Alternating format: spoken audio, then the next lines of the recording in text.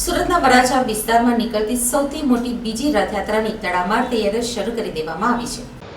ભવ્ય રથયાત્રામાં દેશની સાથે વિદેશથી પણ ભાવિકો ભાગ લેવાના છે. આ રથયાત્રા બપોરે 2 વાગ્યે મિની બજારથી પ્રારંભ થઈ કાપોદ્રા, વીઆઈપી સર્કલ, સુદામા ચોક, રામ ચોક, સવજી કોરાટ બ્રિજ થઈ અને જકાતનાકા પ્રાણી સંગ્રહાલયે વિરામ થશે.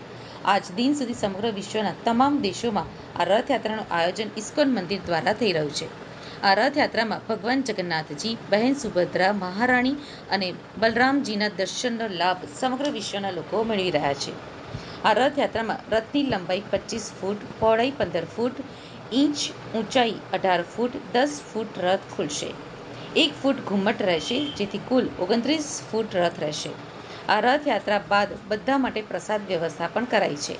આ રથયાત્રામાં વિવિધ ઝાંખીઓ, ભજન મંડળીઓ, પ્રસાદી અને સાધુ સંતો આકર્ષણનું કેન્દ્ર બનશે. આ રથયાત્રામાં સુરતના અગ્રણી સમાચાર લોકો હાજર રહેશે. રથયાત્રા દરમિયાન 4 ટન ગુંદી, 1 ટન ચાલુ રથયાત્રાએ ચણા, મગ, 1000 લીટર ખીર, 25 ટન ખીચડી, 2.5 ટન ઢોકળા, 3 ટન ફ્રૂટ પાણીની વ્યવસ્થા પણ રાખેલ છે. ભારતીય સનાતન સંસ્કૃતિઓને દર્શાવતી વિવિધ ઝાંખીઓના દર્શન પણ થશે. રથયાત્રાના વિરામ સમયે 25,000 માણસોનો ભોજન પ્રસાદ પણ રહેશે. ઇસ્કોન વરાછા મંદિર સુરતના હું હેડ પૂજારી છું, જગતકર્તા પ્રિયદાસ. પ્રિયદાસજી, આ વખતની રથયાત્રામાં શું વિશેષતા છે? આ વખતની રથયાત્રામાં એ વિશેષતા છે કે ભગવાન જગન્નાથજી જે છે એ જગન્નાથપુરીથી જે વિગ્રહ બને છે એ જ નીમના લાકડામાંથી બનેલા આ વિગ્રહ અમે લાવ્યા છીએ અને એ જ રથ ઉપર આરૂઢ થઈ અને શહેરની જનતાને દર્શન આપશે. કયા કયા વિસ્તારમાં ફરવાની? આ રથયાત્રા મિની બજારથી શરૂ કરી Baroda Prestige, Kapodra, Uttarayan VIP circle, પછી સુદામા ચોક, રામ ચોક, સવજી કોરાળ બ્રિજ થઈ અને ઉતરી સરથાણા જકાતનાકા જે પ્રાણી સંગ્રહાલય છે ત્યાં આગળ સમાપન થશે. આ વખતમાં કેટલા ભાવિક ભક્તો ભગવાનના દર્શન કરવા માટે ઉમટી પડવાના છે અને કઈ રીતનું પ્રસાદનું આયોજન? આ વખતે ગઈ વખતે લગભગ 1.5 લાખ ભક્તોએ દર્શન અને લગભગ 20,000 ભક્તોએ ગયા વખતે દર્શન અને પ્રસાદનો લાભ લીધો હતો અંતમાં.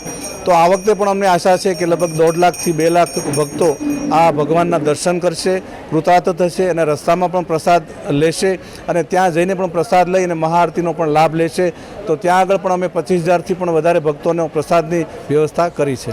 છેલ્લે ભગવાનના વાઘા અને વસ્ત્ર અલંકારની વાત કરીએ તો શું કહેવા માંગો છો? વાઘા અને અલંકાર એની કિંમત આપણે આંકી ન શકીએ આ જીવ, કારણ કે ભગવાનની કિંમત આંકી ન શકાય એમ એની કોઈ પણ વસ્તુની પણ આંકી ન શકાય. પણ ઘણા બધા પૈસા થયા છે, એની કોઈ કિંમત અમે અહીંથી કહેવા માટે નથી રાજી. પણ અમારી એવી ઈચ્છા છે કે અમે દર વર્ષે જે પ્રમાણે વૃંદાવનમાં આના વાઘા બનાવડાવીએ છીએ અને વર્ક કરાવીએ છીએ એ પ્રમાણે અમારે વર્ક થઈ કાપડ અહીંથી સુરતથી મોકલેલું છે અને સ્ટીચ અહીંયા સુરત થયેલા છે અને એમાં દરેક ધર્મના લોકોને અમે આમાં જોડીએ છીએ. જે મુસ્લિમ લોકો પણ આમાં એને સહકાર અમને આપેલો છે. રથની શું ખાસ વિશેષતા છે? રથની ખાસ વિશેષતા એ છે કે ગુજરાતમાં કોઈ જગ્યાએ રથ નથી, એવી હાઇડ્રોલિક સિસ્ટમથી આ રથ છે અમારો. ગયા વર્ષે જ અમે નવો બનાવડાવ્યો હતો અને એમાં ઘણી બધી સુવિધાઓ આ વખતે પણ અમે એડ કરી છે રથમાં. જેમ કે વેદીને ઊંચી લઈ કે જેથી કરીને તમે 30 ફૂટ આઘા હો પણ તો પણ ભગવાન જગન્નાથજી તમને એકદમ સુંદર રીતે દૃશ્યમાન થાય. તો આવી વ્યવસ્થા અમે આ રથમાં આ વખતે